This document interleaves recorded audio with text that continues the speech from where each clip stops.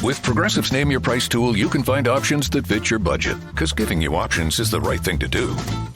Oh yeah, like when I hold the door for someone. Sure, it may be weird if I don't time it right, and they're a little too far away, and now they're running, and we're both asking ourselves, is it worth it to run instead of just, letting them open their own door?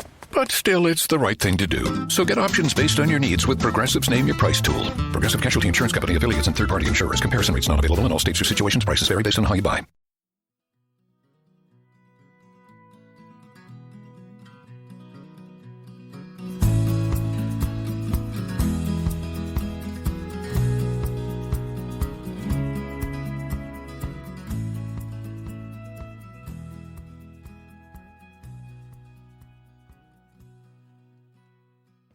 Hey folks, welcome to the Adventure Sports Podcast. I'm your host, Mason. Today we're doing something a little different. We're going to have the same guest on today as we did earlier in the week, Curt Linville. If you remember or listen to that episode, Curt is one of the former hosts of this podcast. Him and Travis, his friend Travis Parsons, they started the show together back in 2015 and hosted it for a handful of years. I was on the show a couple years into it, so like 5-6 years ago now. And we just became fast friends. And when it came time for both Curt and Travis to leave the show, I took over.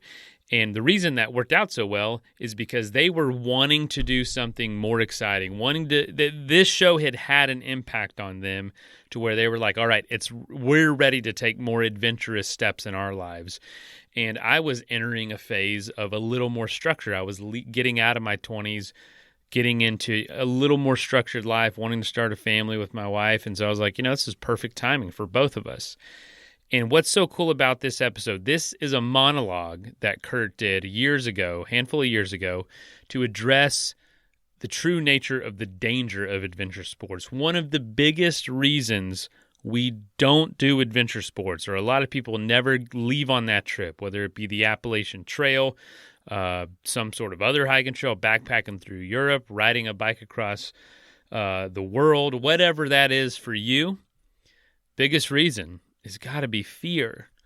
Fear of the unknown, fear of failure, fear of success sometimes, fear of what people think of you, fear of not being able to afford it, fear of career, gaps in your career-ending adventures. And I will say, that creeps in for anything. For me today, when I go to do even a weekend trip, it's like, what else could I be doing that would be more useful with this time? And I have to catch myself. So we're going to be addressing some of the actual fears and actual danger of adventure. Not only is it those circumstantial or societal fears, it's like actual physical danger. Is this place I'm going to safe? So we're going to be talking about that. I referenced in the podcast on Monday that I was going to play Curt's episode that he did about why we promote adventure sports, but I checked the audio of that episode and it just didn't save correctly. It was a little bit corrupted. It wasn't easy to listen to, so I had to scratch that idea, and we're going to listen to this one instead. Still a really cool topic. Still going to be Curt. We're starting the year off strong, throwing it back to Curt for 2 episodes, Monday and today, and then we're going to be ready, an epic episode, an all-timer next week, so be listening.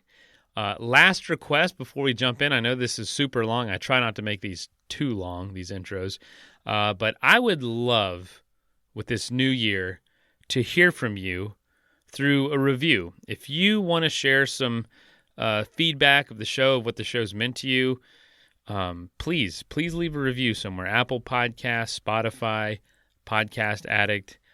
Just go leave a review. I don't think you can't actually write anything in Spotify. So if you can do that in Apple Podcasts, that'd be awesome.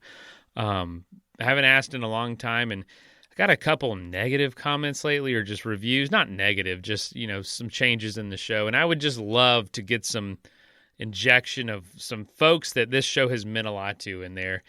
And, and if you ever recognize any changes with the show, or anything that you think needs to be improved, please don't hesitate to reach out. Mason at adventuresportspodcast.com or info@adventuresportspodcast.com. And thank you to everyone who has reached out recently, sharing nice things, sharing good words. All right, let's go ahead and jump in.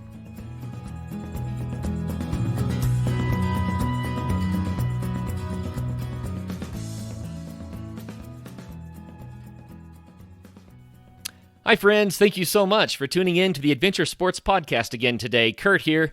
I'm really excited to share today's show with you. Normally, we have a wonderful guest on our show that we interview about different aspects of adventure, about different adventure sports, about how to do adventure. Today, it's a solo show. You just got me. And I want to tell you in advance, I don't do these shows unless I feel like there's something worth sharing that would truly be valuable to our adventure audience.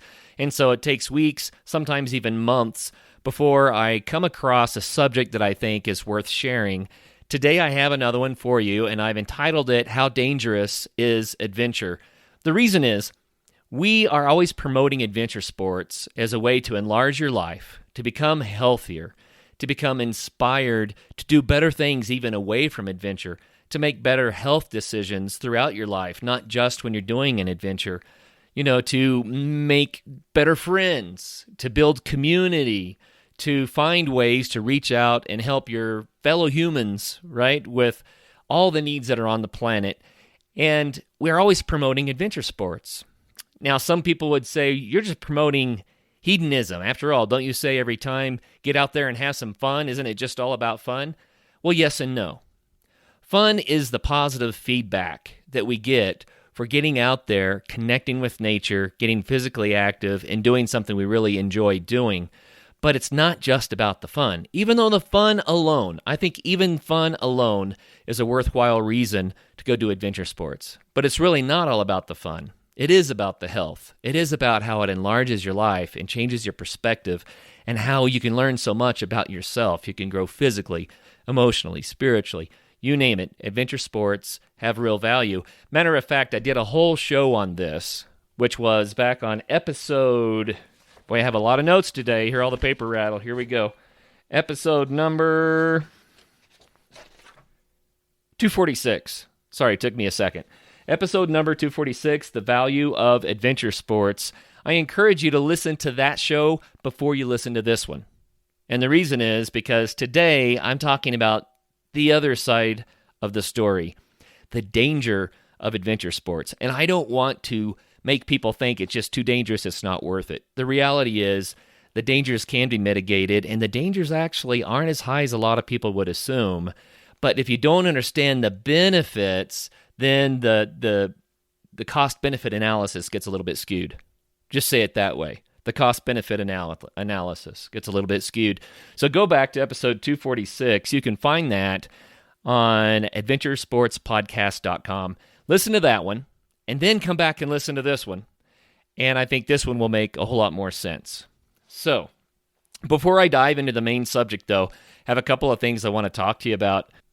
First, we interview a lot of adventurers, explorers, athletes who share their knowledge that they've gained, their experience by writing books.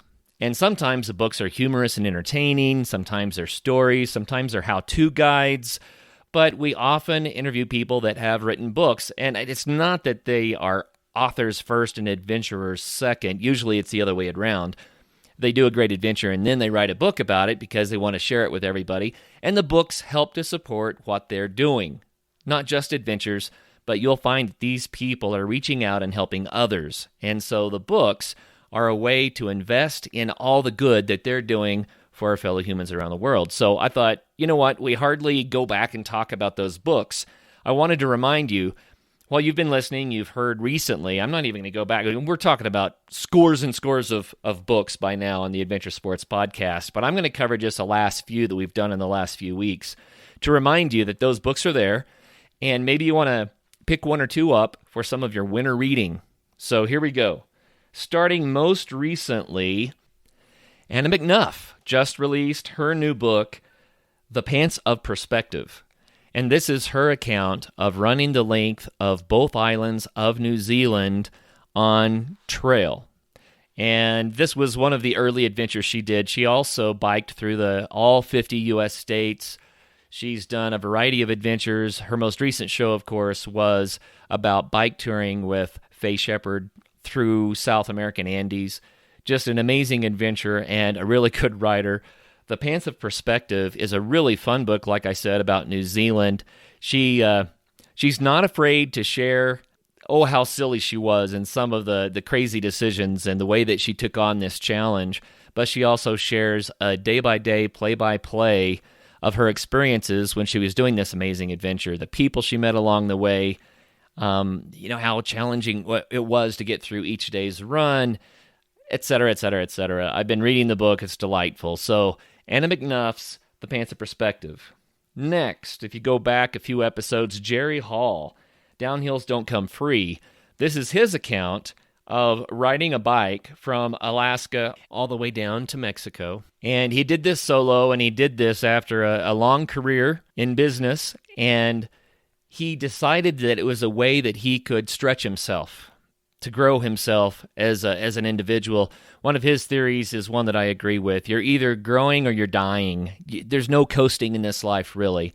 We're either improving and learning more, or we're forgetting more, or getting in worse shape, or we're getting into better shape. So he decided he wanted a new challenge, and so his challenge was the solo bike ride from Alaska to Mexico. Lots of really funny accounts of his adventure, and we read several sections on the Adventure Sports Podcast episode that he did with us. Really great book. So again, that's Jerry Hall, Downhills Don't Come Free. Next up would be Phoebe Smith. Now, Phoebe has written tons of books, and they're all about camping and about wild sleeping or extreme sleeping. And let me give you, that's, I guess, 1, 2, 3, 4, 5, 6. I'm seeing 7 books listed on our website. They are Extreme Sleeps, Wild Nights, Wilderness Weekends, The Book of Bothy, The Joy of Camping, The Camper's Friend, and The Petter's Way and Norfolk Coast Path. These books are really great kind of how-to guides on how to get started in sleeping in wild places, in camping, in packing. Phoebe started out just deciding that she was going to spend one night off in the wilderness by herself. And that was an amazing challenge for her, and it actually got her a lot of ridicule from friends and family who said, that's not safe, it's dangerous, why would you do such a thing? And so that first night was just an amazing experience for her, but what was so cool about it is that it opened up a whole world of adventure to her, and it went from nearly sleeping in her backyard to traveling around the world and sleeping in more and more extreme places, and then writing books about it and how it's impacted her life. And if you go back and hear that show, you'll hear us talking a lot about how even the simplest of adventures can really make life different. They give us perspective. They give us a change of pace. Matter of fact, one of the things I like best about adventure is it kind of acts as a milepost in our memory. And what I mean by that is, if you're going through a daily grind, day to day, similar things are happening every day and you're just getting through them, you fall into a routine, and then when we reflect back on those sections of time, it's really hard to remember individual days or even how old we were when this happened or that happened. It just kind of all blends together. But when you sprinkle in adventures in your life, then those adventures stand out. They're not part of the routine. And as a result, you remember those. And those adventures became kind of the signpost in your memory to kind of mark the different stages of life and things that you've experienced. I think that having a treasure chest full of memories is one of the most valuable investments, one of the most valuable treasures that you can have. Wonderful memories that you can share. Okay, next author. Let's see, Brian Snyder, Falling Off the Map. Brian has written several books as well. His most recent, Falling Off the Map, is more about his adventures primarily in the United States. He does a lot of writing about adventures in the western U.S. especially. Brian Snyder has a really humorous style, and he writes anecdotes about kind of his, well, let me say it this way. Each chapter is like a one self-contained adventure. So it's a great book when you want to just read a little at a time, maybe before you drift off to sleep at night, something like that, to remind you that adventure is out there for everybody. And Brian has a habit of doing adventures whether he quite has all the gear or not, whether he's quite fully prepared or not, because he knows that he can sort it out and figure out a way to get through the challenges. and it makes for humorous and delightful anecdotes. So, Brian Snyder, Falling Off the Map. Here's another one for you. Elspeth Beard. I loved visiting with Elspeth when we had her on. Elspeth's book is Lone Rider, and back in the 80s, as a young lady, she decided to ride around the planet by herself on a motorcycle, and she was doing that at a time when people weren't really doing that yet. You know, it's still a big deal when someone does some sort of a circumnavigation of the globe on motorcycle. It's awesome. But she was doing it before the modern day made it so easy, and she was doing it as a solo female, a young woman, had amazing, amazing experiences all around the globe. Really enjoyed that episode. Go back and listen to that episode if you'd like to learn more, but also get the book Lone Rider by Elspeth Beard. You know, we also have on the Adventure Sports Podcast website, we have a bookstore link. And we need to get some of these books on there. We need to update that. But if you click that, then you'll see another collection of books from other writers that have been on the show as well. Matter of fact, if you go to Amazon through that bookshelf link and you buy one of the books there, then we get a tiny little, kickback from Amazon. It's not much, but it is a way that you can help to support the Adventure Sports Podcast. Now, whether you get that book through us or you go to your local bookstore, you go directly to the author, however it is that you decide to get the book, it's all good. The bottom line is we want to make sure that you know that those books are out there. And if you're looking for some entertaining and informative reading, then by all means, pick up one of these books from the people that have been on the Adventure Sports Podcast.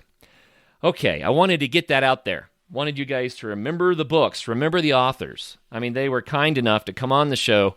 It takes a lot of effort, takes a significant amount of time and some real guts to get on a podcast like this and share your world with everybody else. So thanks to the authors, and make sure you do pick up some of their books.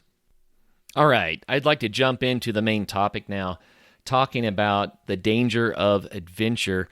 And I think this matters because as valuable as adventure sports are, and as much as they can improve life, and as much as they can improve community, and as much as they can just benefit us in a lot of different ways, there are dangers, inherent risks involved in adventure sports.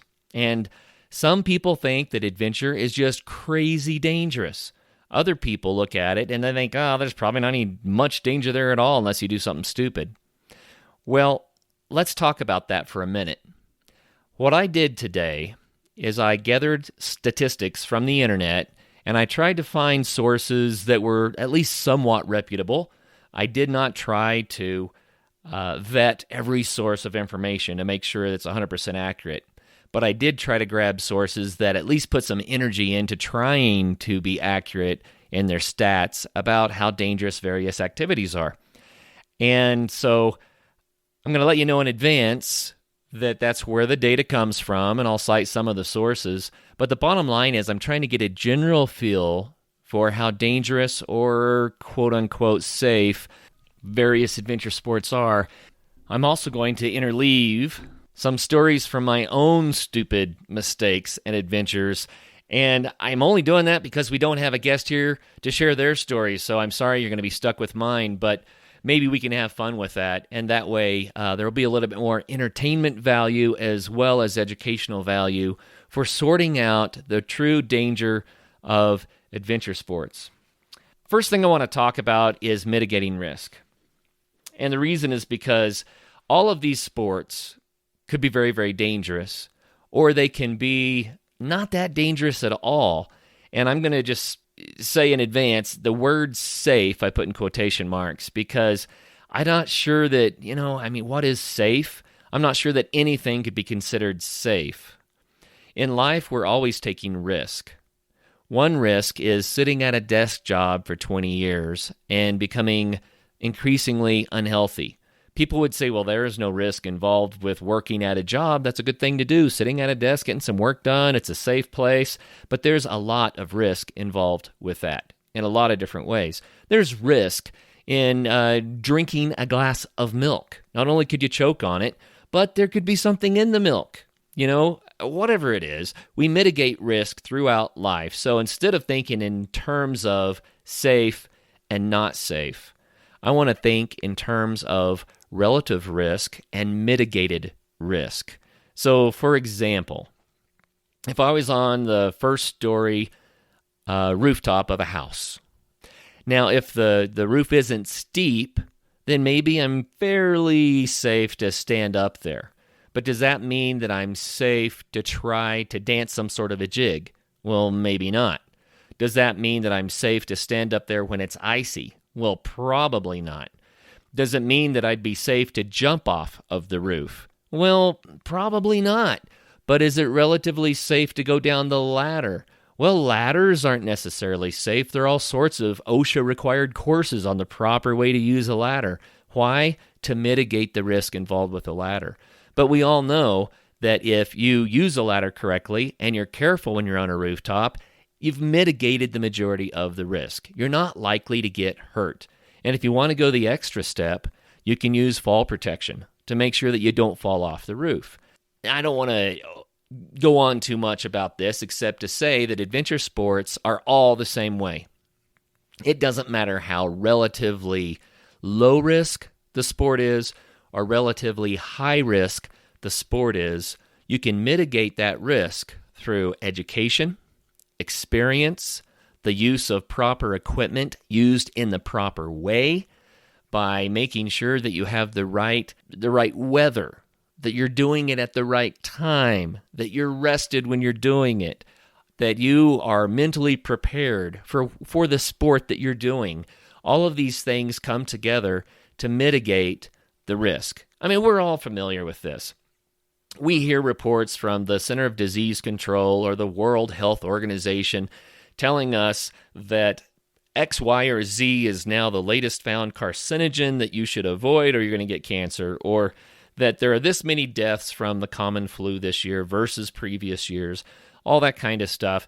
They provide us with statistics that help us to understand what risks are for some of the things that we do in life. Well, that's what I'm doing today. Same thing.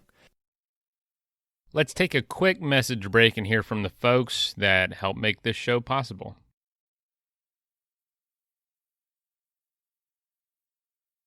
That is plenty of that for now. Let's get back into the episode. I want to share how risky some activities are and then talk a little bit about mitigating risk. And so keep in mind, my statistics are somewhat blind. And what I mean by that is that I know how many people died based on my sources doing some adventure sport. What I don't know is if that person was trained, if that person was using good judgment, if that person was being stupid, if that person was taking unnecessary risks because they wanted that higher degree of danger or thrill. So I guess the point is we have really mixed statistics. Let's do one example. I'm just going to randomly grab one here. How about mountaineering? Mountaineering statistics. We have a risk factor for 14er climbing, which I'll cover in more detail in a little bit, but it's one death out of every 50,000 hikers. Now, why did that person die? Did that one person die because they committed suicide? Sorry to bring it up, but it happens. People actually commit suicide on mountaintops. It does happen. Did that one death happen because of circumstances beyond the hiker's control? Or did that one death happen because the hiker was just doing something stupid? And believe me, I've done stupid things on 14ers. Matter of fact, I have a story about that. So people do get hurt. But I just want to point out that when people get hurt, some percentage of that was unnecessary death. Unnecessary defined as they could have avoided it with just a little bit of caution, with a little bit of forethought. They wouldn't have died. And I think what you'll find is that most of the time that is the case. Most deaths that happen in adventure sports could totally have been avoided. They could have been avoided with a little bit more care. We hear often of people that get hurt doing adventure sports, not when they're doing what would be considered the dangerous part, but it's once the dangerous part is over and they let their guard down, then a mistake happens. And it's the mistake, once they let their guard down, that actually creates the most injury or death. And I want everyone to understand that in some adventure sports, you cannot let your guard down. For instance, if you're riding motorcycles, you shouldn't ride so long that you kind of go asleep at the handlebars, so to speak. You don't want to numb out and start riding without paying attention to what you're doing. And people do that. They ride too long, and then it gets increasingly dangerous. They're blindsided with an unexpected event they're not prepared for, and their reaction time is poor, and as a result, there's an injury or worse. That's just one example. Don't ride your motorcycle too long. But people will go, for instance, they'll ride a dirt bike on single track with huge exposure, large cliffs, and they're up there tearing it up for several hours, and they've taken a lot of what people would consider to be significant risks, but they were on. They were spot on. They were paying attention. They were managing the risk the whole time. And then they get on the pavement. It's time to go back home again, and they think, oh, I'm not on the mountain anymore. And of course, they let their guard down. That's when they're actually in the most danger, because now they're going through a familiar scenario, going through traffic on predictable surfaces in predictable conditions, and they let their guard down, and that's when people get hurt. So with all of these statistics I'm going to talk about today, I think one of the main takeaways is a lot of these people got hurt because they did something stupid or they let their guard down, and we all do it from time to time. So I'm not blaming them, but it is a reminder to us to not do that. And I'd like to throw out there just driving. If you're driving so long at the wheel that you forget the last 10 miles, maybe it's time to pull over and take a break. Walk around the car, stretch, breathe, wake up a little bit. Don't allow yourself to be a zombie behind the wheel. That's the same thing with adventure sports. We don't need zombies out there. We need people that are spot on, having fun, being safe, and reaping all the benefits of the sports. So, I've talked a lot about that, but let's dive into some of these. I think I'm doing these kind of in no particular order, but just so you understand the format, I'm going to talk about a sport and the stats about how dangerous it is a little bit, and then I'm going to share an anecdote of something stupid I did, just as a way to let you guys know what not to do, right? What not to do in the woods, for instance. And then we'll come back to another stat. But I want to compare all of these statistics to a couple of things that pretty much involve all of us. They kind of normalize these statistics so we have some context. So here's a statistic I think is really important. Motor vehicle crashes. So in 2016, there were 40,000 deaths in the United States from motor vehicle crashes. How many of those were avoidable? Who knows? All of them, probably. Or nearly all of them, right? But somebody made a mistake. Poor judgment, fell asleep at the wheel, drunk driving, their vehicle was in ill repair. Whatever the cause was, 40,000 deaths. Now, if you do the math on that, that's 1 out of 10,000 people that live in the United States. And if you live in the United States, you're getting in vehicles fairly often. That means you have a 1 out of 10,000 chance of dying this year because you're in a vehicle. 1 out of 10,000. I think that risk is actually fairly high. 1 out of 10,000. But here's another one. 4.6 million serious injuries from motor vehicle crashes in the United States. That's roughly 1 out of 100. And just so you know on these statistics, I did the math and then I kind of rounded them to the nearest number so that we can kind of understand how it works.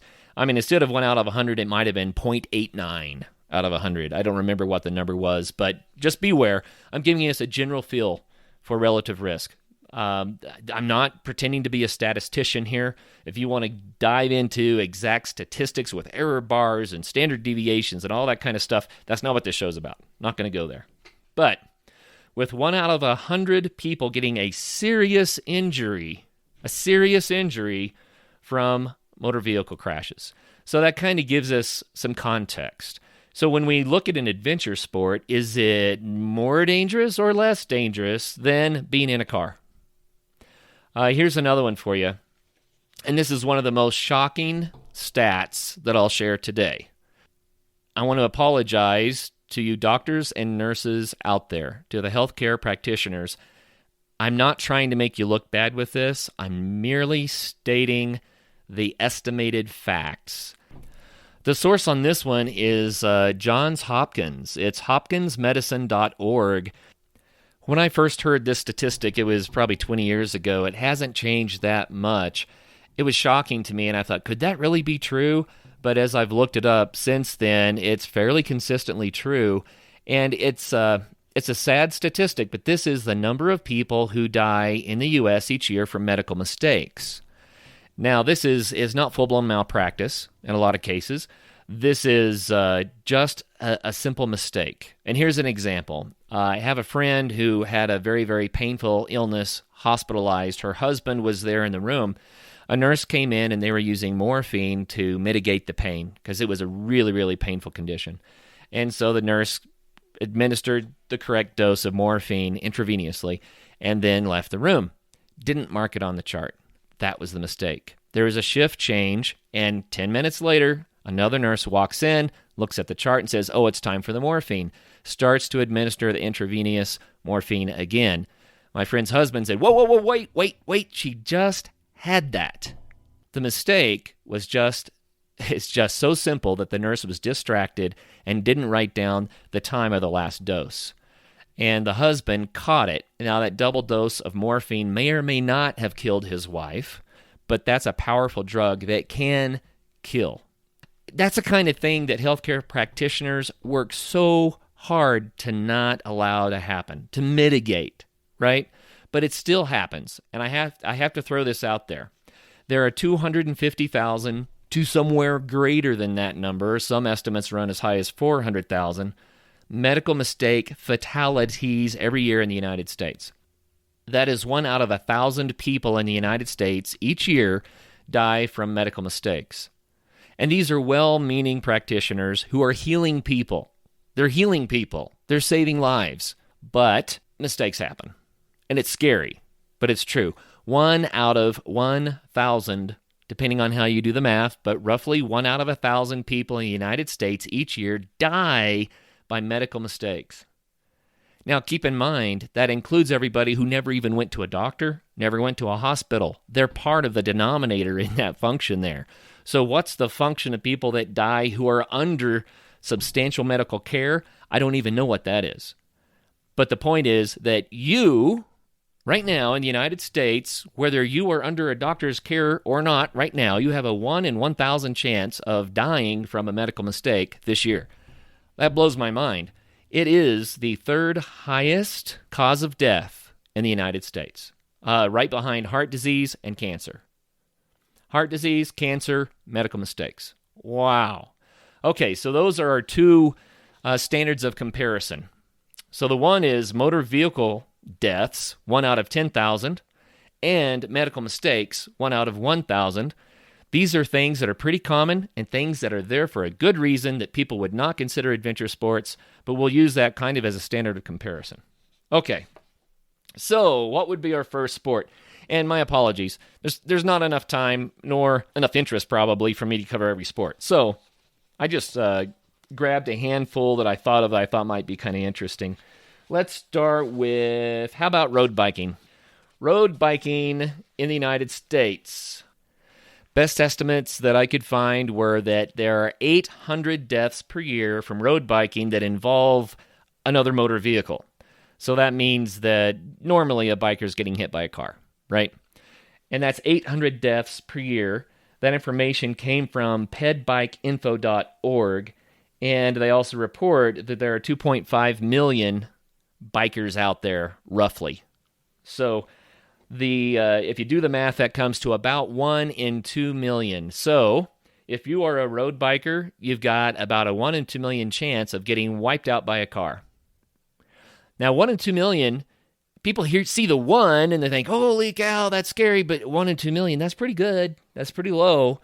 But you can mitigate that risk by choosing the roads that you're on, by making sure that you have proper lighting on your bike, by wearing clothing that's highly visible, by making sure that you're in the right frame of mind, that you're paying attention to the traffic around you.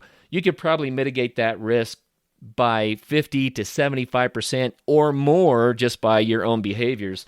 So that 1 in 2 million could become 1 in 10 million, right? And that's kind of the idea behind all of these. There's some inherent risk. You can probably make it much, much safer through your own practices. Let me give you an example, okay, from my own life. I told you I'd give you some anecdotes. I used to do a lot of road biking, really enjoy it. It's just such a beautiful, wonderful way to see this world. I love touring by bicycle. I used to do something stupid. I would look behind me and I would see cars coming on a 2-lane road. They're going to pass within inches of me at full highway speed.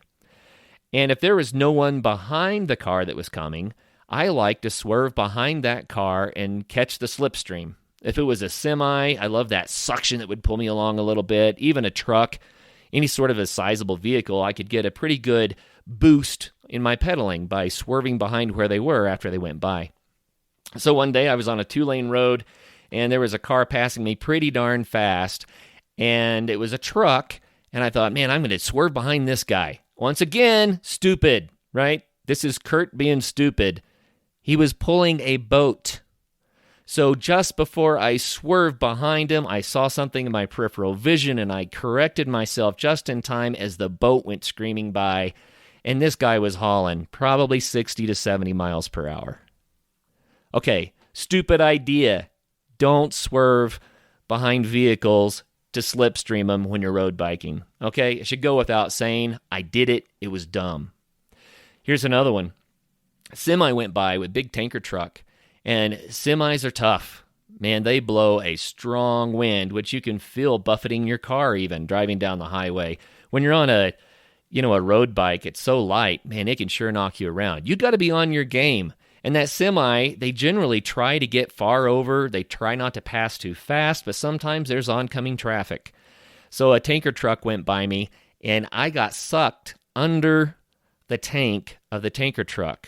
So the front dual wheels went by, and I got sucked under the tank, and I immediately swerved back out, and the rear dual wheels went by.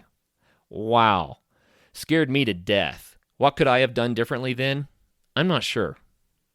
Maybe I could have chosen a road that had a better shoulder. Maybe when I saw what was coming up with this truck coming and oncoming traffic, maybe I should have just gone ahead and rolled off the road, tried to stop for a second.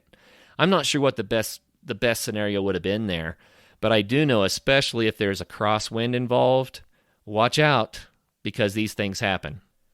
So that's road biking deaths. Let's choose another one here. Oh, by the way, I tried to find stats on mountain biking deaths, and the reason was because, obviously, I love mountain biking so much, and they're not 18-wheelers going by at 65 miles an hour if you're on single track in the woods. So the question then becomes, well, how dangerous is that? Because the terrain is more challenging, and you're attempting to do things in more extreme conditions, as a rule, than you do on a road bike, but without the traffic. And I actually couldn't find a very good stat on that. A lot of injuries on mountain bikes don't even go reported. And that's because, they're not worthy of going to see a doctor, so to speak.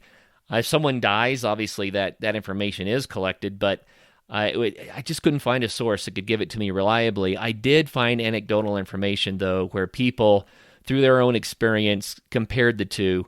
And I think the general consensus is mountain biking is in more dangerous terrain, but overall a safer sport.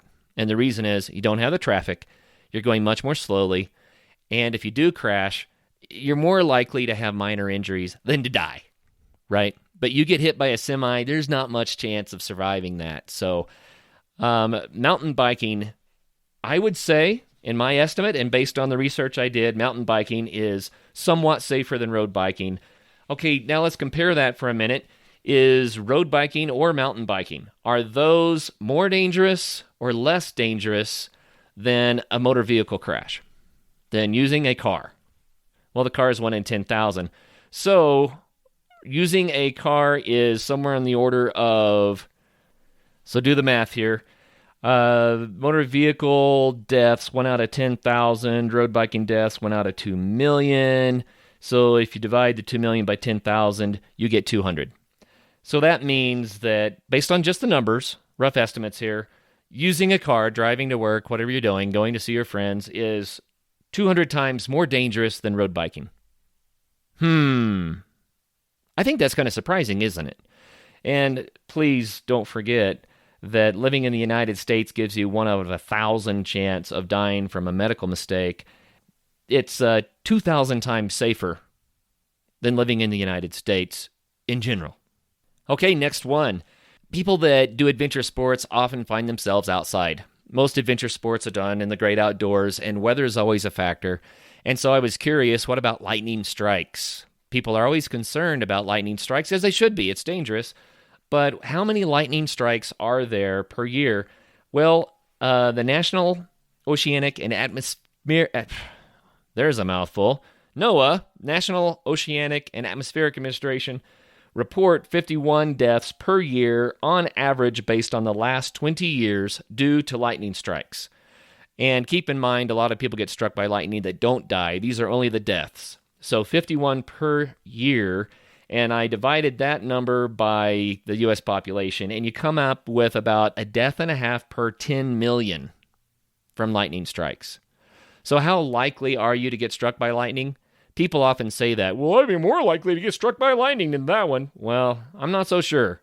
Your odds of getting struck by lightning are very, very low, and part of the reason for that is not many people are out there in the middle of a lightning storm, right? So if you are someone who frequents playing in lightning storms, then I'm sure your risk is much higher than that, but that's easily mitigated now, isn't it? Stay out of the lightning. Get off the mountains before the storms hit. Stay out of lightning's way, and then you don't have to become one of those statistics. But it's kind of nice to know. 1.5 out of 10 million. Now, I wish I could say that I've not been at risk for that, but I do have a story about that too. I went climbing with a friend, and she and I climbed up on top of a peak a fair amount above tree line. We're probably around 12.5. Beautiful blue sky day. Gorgeous. We were just enjoying the scenery, the high mountain alpine tundra, beautiful vistas in all directions, walking along, and there was a tiny little cloud coming across the valley. Just this little thing. Not a big storm, just a little cloud. But it was moving fairly quickly, and it happened to go straight over our heads, and guess what? It had enough energy in it that there was a lightning strike from this one cloud down onto our mountaintop within probably 50 yards of us. And I don't know if it knocked me down or I jumped to the ground, but the next thing I knew, I was lying flat on the ground, and so was the gal that I was hiking with. Neither of us was injured, but that's how close it was on a bluebird sunny day. If you spend enough time outside doing adventures, you're going to see some very rare things happen. It just does happen, and they're amazing and remarkable, and most of the time you don't get hurt. Luckily, we weren't hurt by that, but that's how easy it can be. So I've also been in places where the storms are rolling in mass, and I'm trying to get out of lightning's way, and I've had lightning leaving the clouds and striking the mountain below me. So that's a very ugly feeling when you see the lightning go from over your head to below your feet and hitting the ground repeatedly. Believe me, we got out of there. But that's what can happen. Okay, how about back to the 14ers. Since I was talking about mountains, let's just do the 14ers. 1 in 50,000 chance of death is the number that I came up with for the 14ers. And I mentioned that earlier. That is from the seasons from 2010 to 2016. There were 46 14er deaths. So let's see, in 7 years, 46 deaths on 14ers in Colorado. And then I said, well, how many people are actually climbing? You don't want to divide that by the U.S. population because obviously most people don't climb. So how many climbers were there? And I went to the American Alpine Club. I went to other mountaineering organizations. And there are several organizations that tried to put together estimates of how many people are on the mountains. The lowest estimate is 150,000 climbers a year on these mountains. That's pretty wild. That's a lot of people. That's the most conservative, lowest estimate. The higher estimate is 500,000, but the people that collected that data even felt that that number was too high, because when you divide the number of 14ers in climbing days, then that's just more people on the mountain than you normally see. So they felt like that was too high. But an estimate that seemed to be kind of middle of the road and probably closer to correct was 350,000 14er climbers in Colorado each year. Now that alone blows my mind. I didn't know it was that popular. And the reason is because I don't see that many people on the mountains.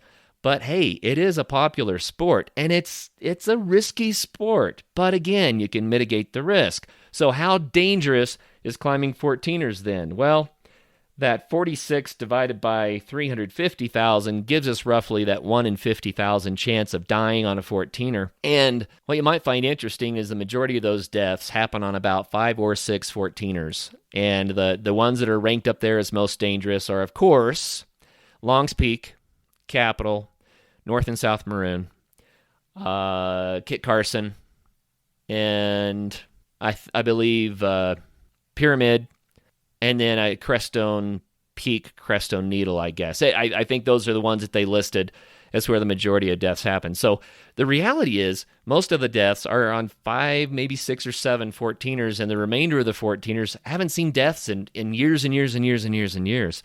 So if you're careful, if you mitigate the risk, if you use your scruples a little bit, then climbing 14ers can be a relatively safe activity. 1 out of 50,000, though, that is way higher than our 1.5 out of 10 million for a lightning strike. So people start saying, well, there's some risk in mountaineering then. 1 out of 50,000. But let's compare that. Is that more dangerous or less dangerous than driving a car? You probably remember better than I did. The risk of death in being in a car is 1 out of 10,000. So being in a car is 5 times riskier than climbing 14ers.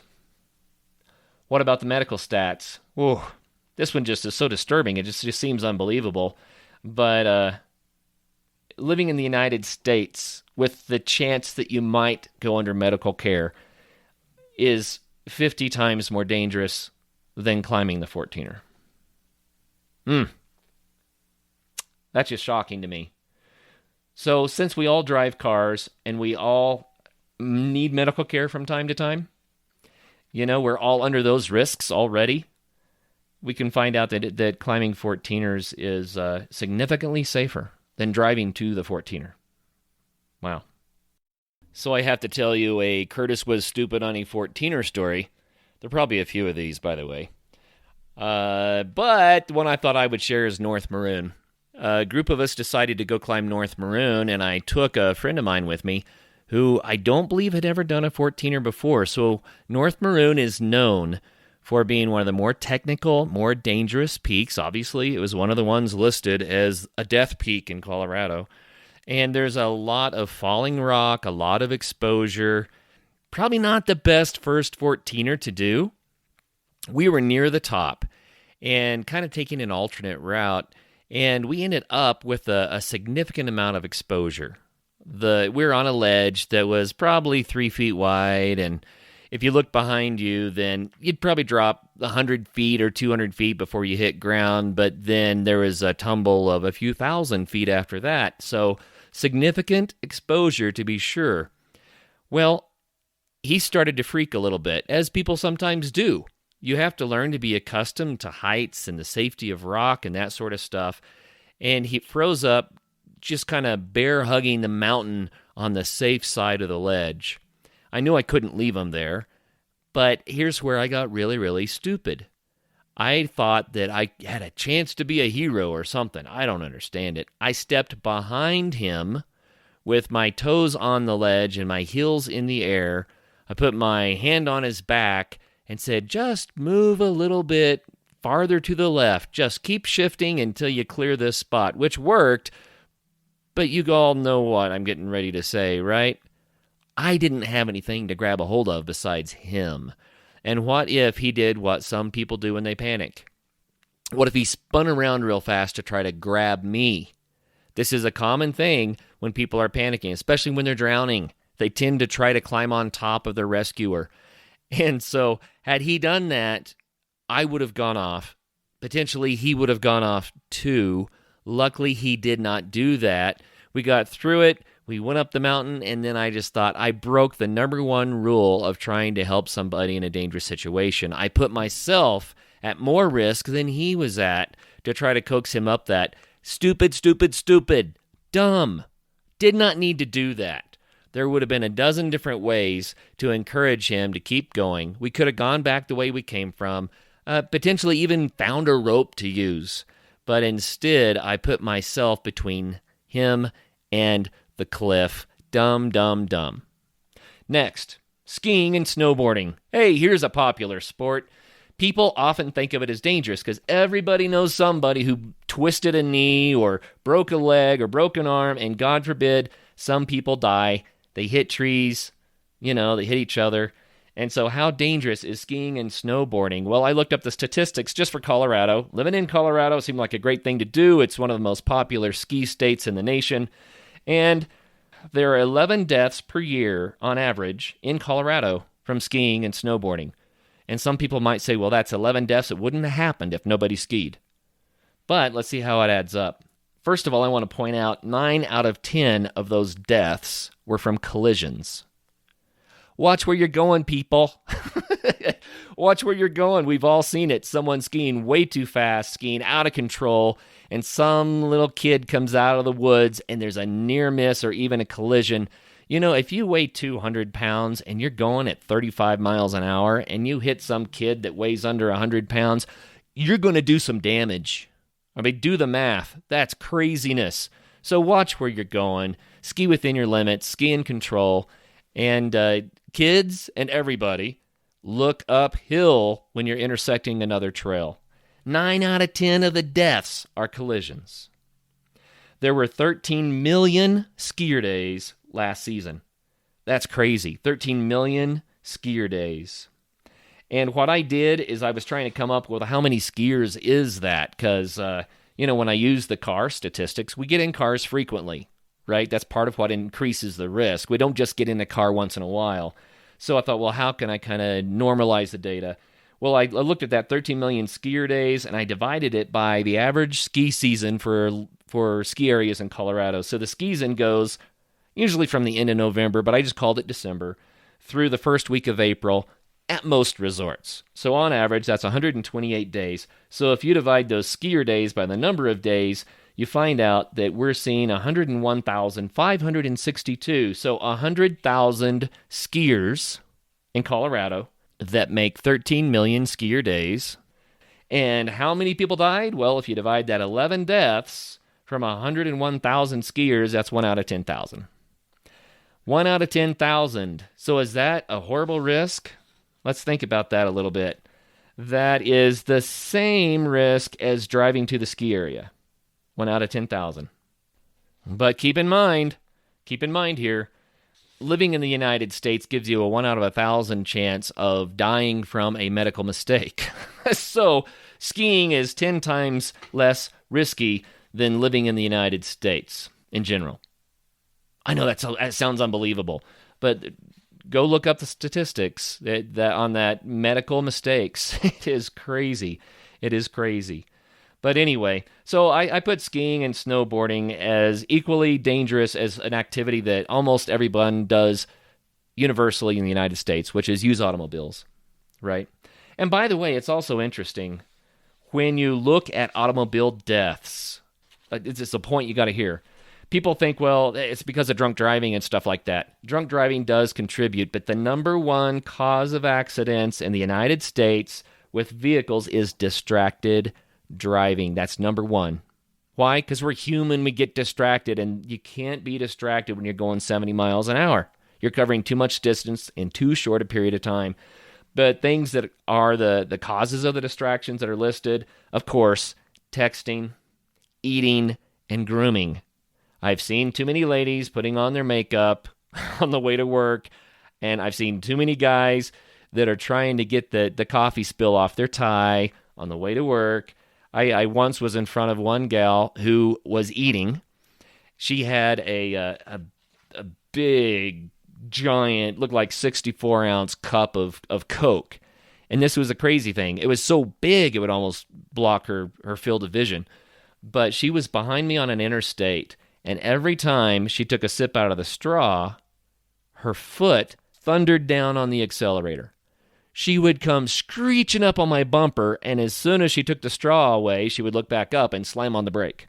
The first time she did it, I'm watching her in my rearview mirror, which means I'm a distracted driver because I need to be looking ahead of me.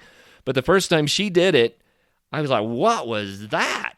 And then she reached down for another sip and did it again, almost hit me twice in a row. So you know what I did? I mitigated the risk. I changed lanes. I slowed down. I let her move on. I kind of felt bad, though, because that means that someone else is now at risk, because she's going to do it to the next car ahead of her. People, be careful when you drive. We've all done it. I'm guilty. Eating while driving, that sort of thing. But the text on the phone can wait. Use a hands-free kit if you're going to use a phone. But even talking has been shown to be a cause of distracted driving. Talking with someone in the car or on the phone doesn't really matter. I do want to throw out, though, statistics have also shown that the number of people's lives who are saved by cell phones in cars is greater than the number of people that are dying from cell phones in cars. And you may not know that, but it's because people can dial 911 quickly when there's a need for people to be helped after an accident.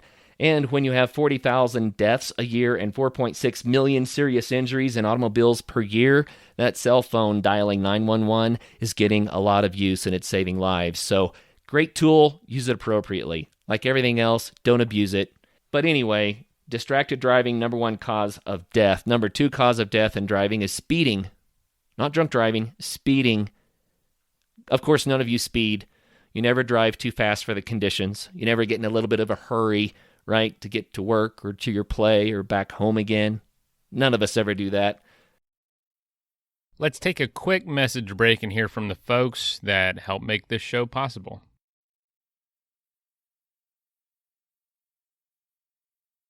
That is plenty of that for now. Let's get back into the episode.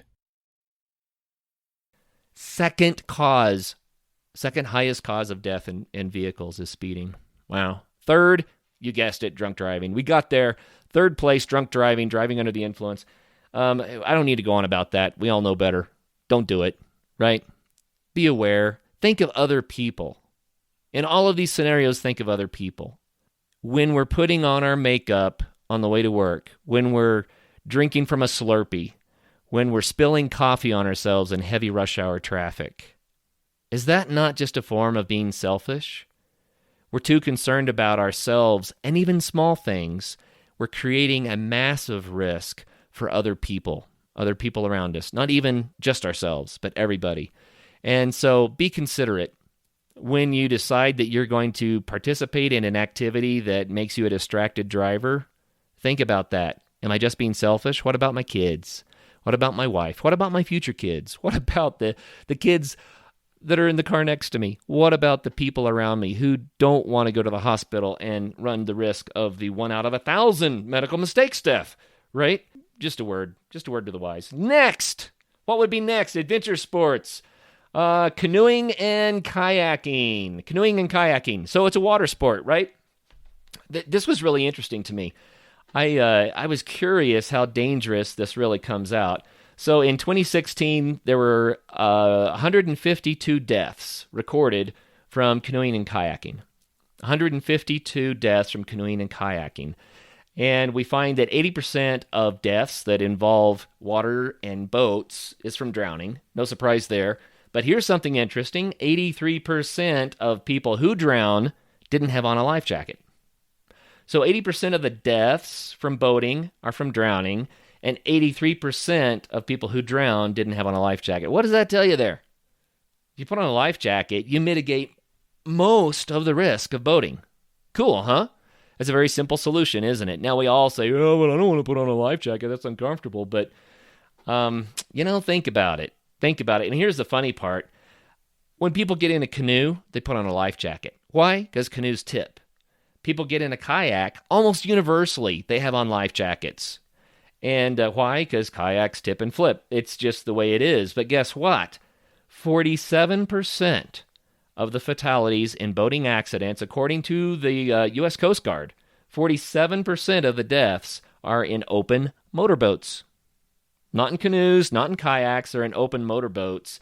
And of course, the majority of those are from collisions. It's from people just ramming things with their boat, ramming other boats, ramming obstacles.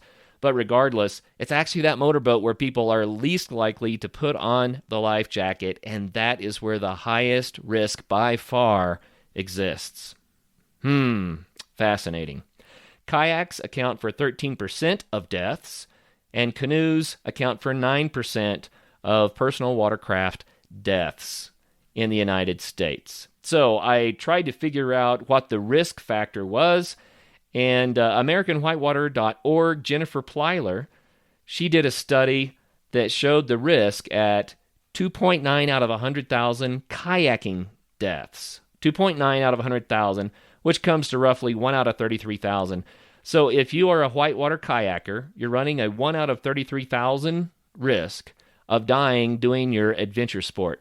Let's go back to the cars again. 1 out of 10,000 by using automobiles, and 1 out of 1,000 risk of dying from medical mistakes. So what does that mean? It means that you're 33 times more likely to die from a medical mistake than from a whitewater kayak incident. I know that doesn't sound right, but it is. And again, you are 3 times more likely to die in a car than you are from a whitewater kayaking incident. And I think there's a reason for that. Whitewater kayakers, as a rule, do a lot to mitigate the risk. Why? Because whitewater kayaking can be really scary. The danger is right in your face. There's no sleeping at the wheel. So whitewater kayakers, they wear helmets, they wear often face masks, they wear life jackets, they wear wetsuits and other protective clothing. They're set up to mitigate the risk, and it's working. It's 3 times safer than driving a car.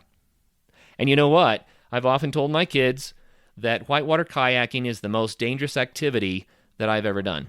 Well, as far as adventure sports go, that's probably close to true. But I guess skiing actually has a worse record.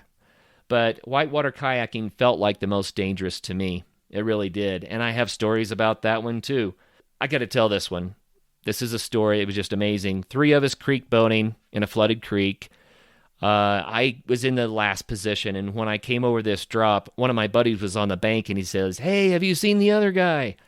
And I said, "No, I haven't seen him." And so I get out, and we're starting to run up and down, looking for his kayak, looking for him. He just vanished.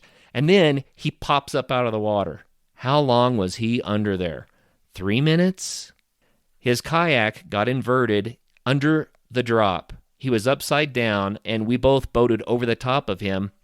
Didn't even see his boat because it was completely submerged and pinned by the rocks in the whitewater. He was trapped in there. His boat had crimped down on his legs, and he couldn't get out.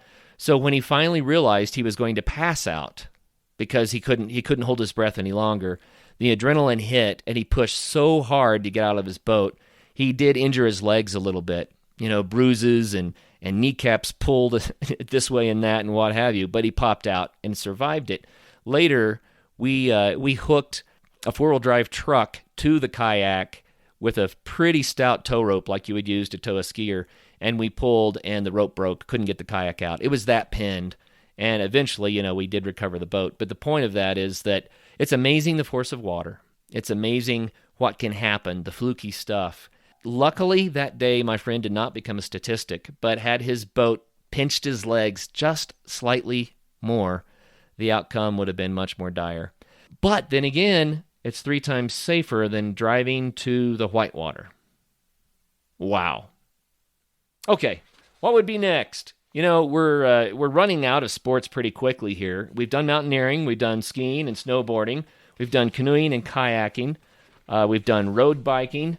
I think we're about to wrap it up, but there's one more that I wanted to look into because people think of this as so dangerous. Skydiving. There are about 3 million jumps per year. There were 21 deaths, and this number came out of 2010. And so the deaths per jump. I didn't want to do the deaths per skydiver, but I want to do the deaths per jump. So every time you step out of an airplane, 1 out of 152,000. Rough statistic that I was able to come up with when I did the math. It's about 7 out of a million. So 1 out of 152,000 chance of dying per jump. And so driving a car or riding in a car was 1 out of 10,000. So that means that riding in a car is 15 times more dangerous than skydiving. That's mind-blowing to me. But I'm talking about trained skydivers that are jumping out of an airplane. They have a parachute, they have a backup parachute, the reserve, and they do the sport with a lot of training, and it is a high-risk sport. There's little room for error. You have to do things right. And here's the crazy thing. Most people that die in skydiving, it's not because their parachute didn't open. It's because they're doing tricks too close to the ground. And as they do a trick under canopy too close to the ground, wham. And sometimes you can hit the ground at, 70 miles an hour. That's enough. That's all it takes. But there is one that is more dangerous than that, and it is more dangerous than using an automobile. It's even more dangerous than the medical mistake risk. The most dangerous sport that I know of, adventure sport, is base jumping. The deaths from base jumping run somewhere in the order of 1 out of 500 to 1 out of 1,000 jumps. So your risk is 1 out of 500. That's a higher risk than dying from medical mistakes. It's a much higher risk than driving a car or riding in a car. And here's the crazy part. Wingsuiting, which is so cool, wingsuiting has a much, much, much higher death rate than simple base jumping and pulling your parachute. And so it's the wingsuiting deaths that are considered base jumps that are driving the base jumping statistics so high. When you're wingsuiting, you're traveling often at 200 miles per hour. It's difficult to judge at that speed and from that angle how high you are above obstacles. And part of the thrill of wingsuiting is soaring like a bird over the cliffs as they whiz by below you. Wingsuiters, I didn't even get the statistic, but it's pretty bad. I think that your chance of dying wingsuiting is it's much, much worse than 1 out of 500. So suffice it to say, if you want to know what I believe to be a truly dangerous adventure sport, wingsuiting is it. That said, can you mitigate the risk and still enjoy wingsuiting? Yes. You can use your wingsuit by jumping out of an airplane and wingsuit and then pull your parachute. And then you're back into the same risk factor as skydiving, which is much, much safer than riding in the car. So there you have it, guys. Are adventure sports too dangerous? Should we be avoiding adventure? What is the cost-benefit ratio of adventure sports? Well, all the ones that I covered today were far safer than riding in a car, except for base jumping and wingsuiting. Those two are truly more dangerous than riding in a car, but isn't that kind of surprising? And keep in mind what I said in the beginning. I really want to make this clear.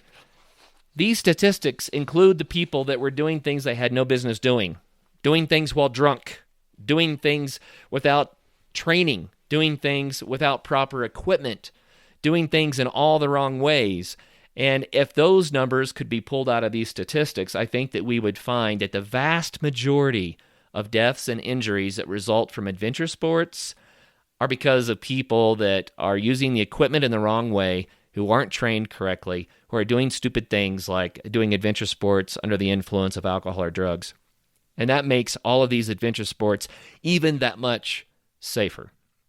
And like I said, I don't like to use the word safe. Life is not safe. Do you know what the mortality rate for life is? Dumb question. It's 100%, 1 out of 1. Maybe that's the main point here. You have one life to live. You need to live it well. How can you live your life in a way that is joyful, healthy, encouraging, full of community, full of great memories, that helps you to be a better person inside and outside of your sport, that can provide you with a lot of opportunities to help others? How can you live that 1 out of 1 life in a way that really matters? And I argue adventure sports aren't all of it. You know, you got to think about the mental, the spiritual, and the physical person. You got to think about your family. You got to think about your friends. You got to think about your community and helping those around you. But adventure sports contribute to those things. I'm a better dad because I mountain bike. I'm a better dad because I mountain bike with my kids. Think about that for a minute. I'm a better husband because I do adventure sports. Because I've learned so much about how to manage crisis and how to work in the face of challenges and adversity. Makes me a better husband. It makes me a better employee at the office. And that's the value of adventure sports. Not to mention that it blows off a lot of stress and it's a ton of fun. So how dangerous are adventure sports? Listen, I think that if we do the cost-benefit ratio, we find out that adventure sports can be very, very relatively safe, right? Safer than riding in a car. By the way, in the show, episode number 246, where I talk about the value of adventure sports, and please, if you didn't take my advice and listen to that one first, go back and listen to it. But I talk a lot about how many people are using adventure sports to help their community. And I have one anecdote that I want to share in closing. I learned about an organization today. It kind of opened my eyes. Yesterday, I decided to buy a pair of biking shorts. Needed a new pair of biking shorts for mountain biking, part of using the right equipment, right? So I went to a bike shop and I found some on sale, and I paid $60 for these biking shorts, and I thought, ooh, I hate to spend that much money, but actually biking shorts can be a whole lot more than that, and I needed them, I bought them. And then today, I found out about an organization called Gunny Pack. Gunny Pack. It's a local organization here in Gunnison, Colorado, and what they found out was, through the local school system here, that there were kids that were eating meals at school, but they weren't getting meals at home over the weekends because of extreme poverty. And you think, how is it even possible in the United States? It happens universally across the United States. I was a teacher years ago. There were kids there that the parents would lie about the children's ages to keep them in school longer because that's the only place they could eat. They didn't get food at home. So Gunny Pack started a nonprofit organization, and what they do is they got some backpacks. They fill them up with foods that the kids can easily prepare and eat at home over the weekends, and they identified through the local school staff the kids that probably weren't eating at home.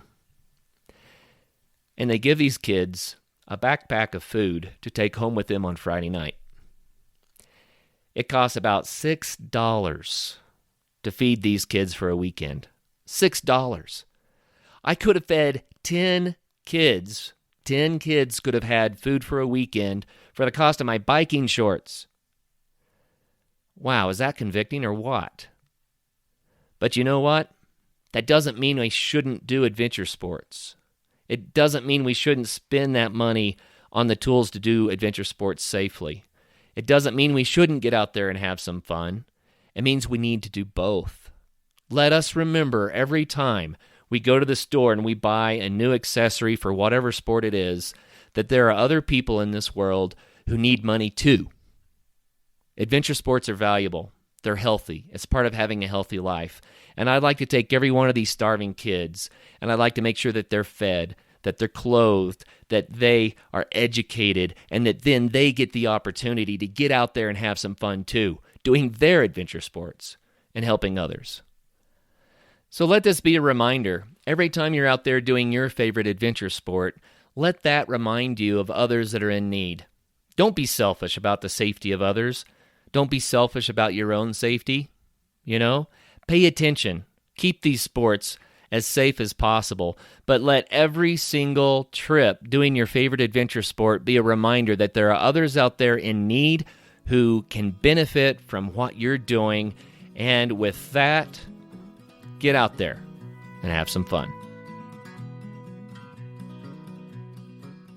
First of all, thank you so much for listening. It means the world to us that you choose to listen to this show. If you'd like to help us further, you can leave a review on iTunes, share us with your friends, your family. It goes a long way to growing the show. You can also support us financially through patreon.com/adventuresportspodcast. Link is in the show notes.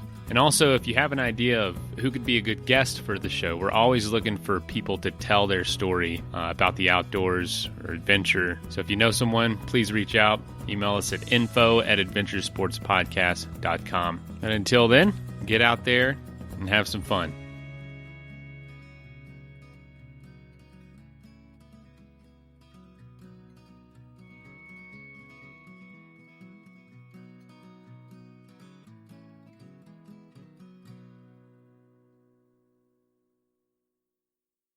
Progressive presents Adjusting to the Suburbs. I never thought about space in my cramped apartment, but in this house, all I see is empty space. The sofa and ottoman look like tiny islands in a sea of hardwood floors. I could get 2 ottomans in the living room, but then I'd need another sofa. I could tell people I'm into minimalism. Anyway, when you save with Progressive by bundling your home and auto, that's the easy part of adjusting to the suburbs. Progressive Casualty Insurance Company. Coverage provided in service by affiliates and third-party insurers.